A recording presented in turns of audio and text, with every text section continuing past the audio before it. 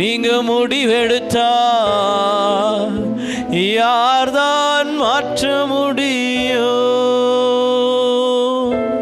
எனக்கென முன் குறித்த எதையுமே எப்படியும் நிறைவேற்றி முடித்திடுவே,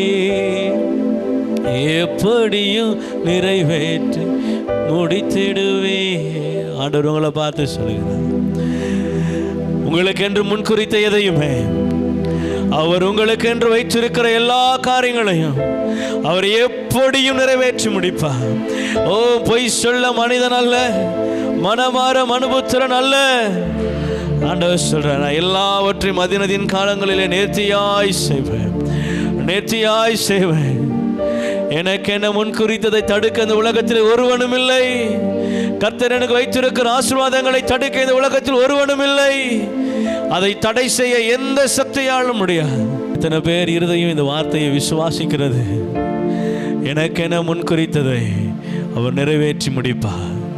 எனக்கென முன்குறித்ததை அவர் நிறைவேற்றி முடிப்பார்.